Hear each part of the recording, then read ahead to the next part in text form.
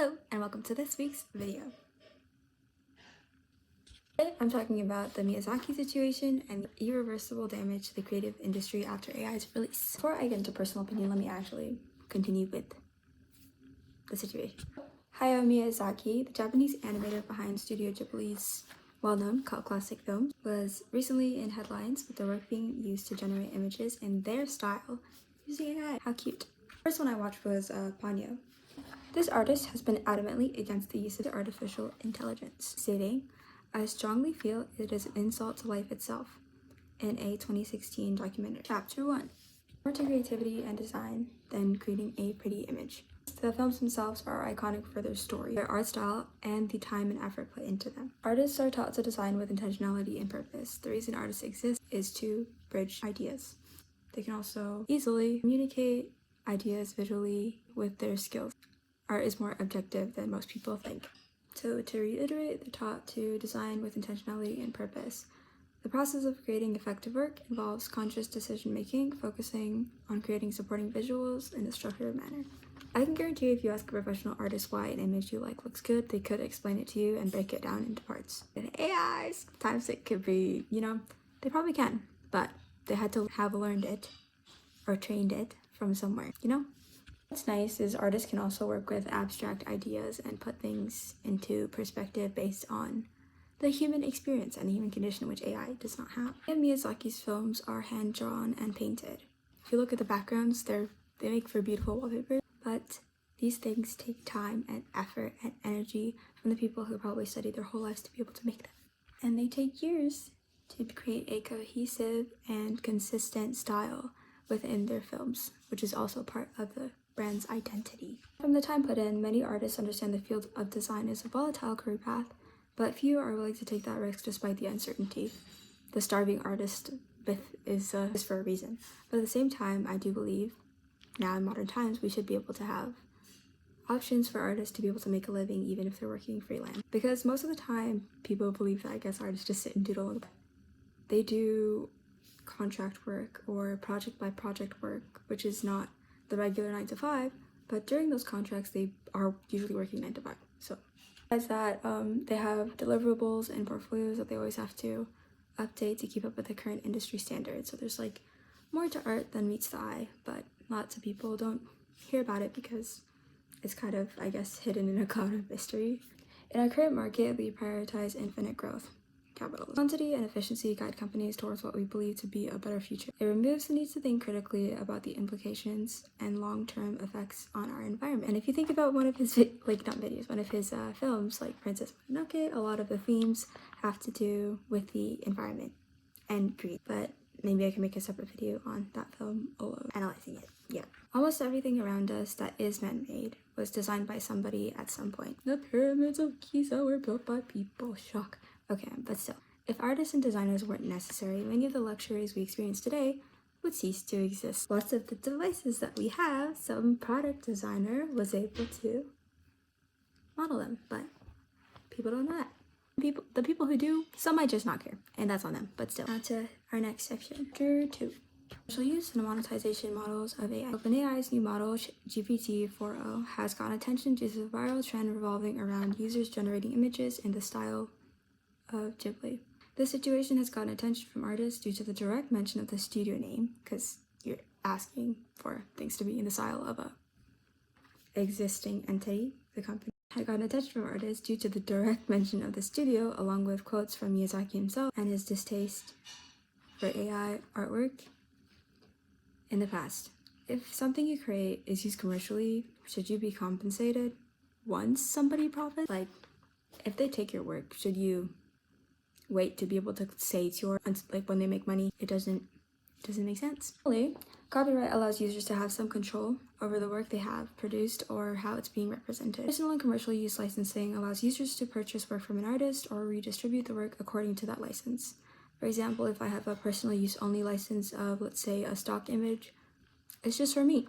I can make all the things, but it's for me. But once I start to sell the images that I make from that, I need to have a commercial use license in order for that to not be okay, but be financially, so that the person who created it originally is also compensated.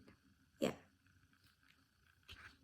This system allows for the creators of that work to gain some compensation or royalties for the work that they put in. So for example, I make a pretty picture and I let people use my pretty picture and redistribute the pretty picture and then sell the pretty picture. But that's a commercial license. So they could take that, they can make it into whatever they want, as long as it's within the guidelines. And what they sell, I could, if I have royalties on it, get money from that in the form of, I believe, residuals. But I will look that up and make it clear. Here? Or here? Okay. Actually, it's always unfortunate.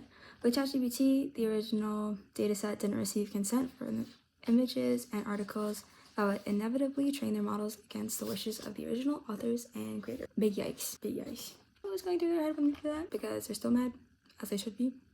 It's like, I copied your work, right? But I'm going to show the world that I made such really amazing pictures, but I'm going to pretend that I never referenced you at all. I never saw it. I took it, but I never saw it.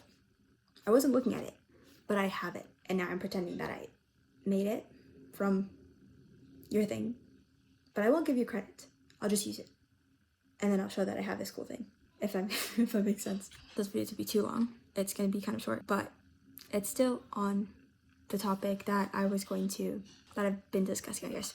With the Ghiblified art trend, consumers don't deal with the direct effects of the easily accessible tool.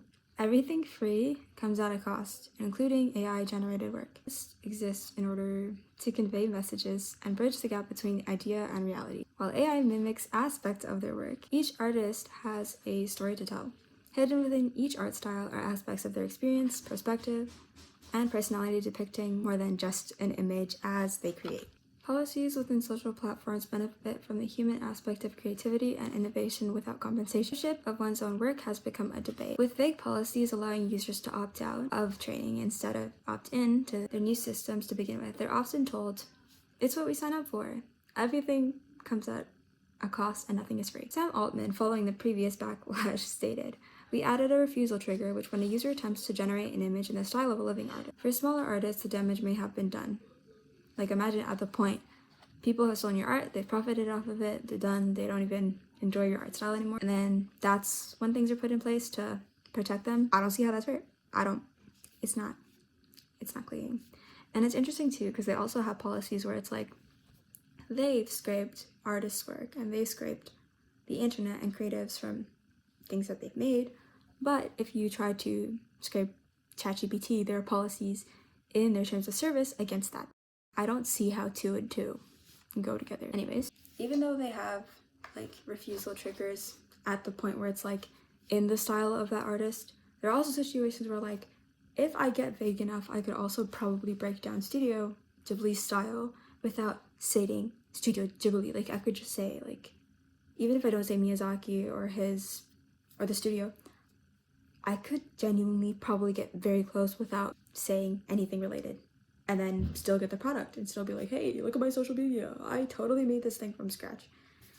And even though it seems like minor, the same work still is basically like the cheaper way of it devalues like art itself, because it's like, why would I pay somebody period, but why would I pay somebody to do something that I could do for free? And this model also has like a paid version at a higher tier for, I believe, 20 US, I believe, for more attempts to recreate the thing. That's like, you could just talk to a person and I could give you exactly what you're looking for and tailor things, but you want to pay a machine. Like, anyways, time for my conclusion so I don't spend all day talking about this.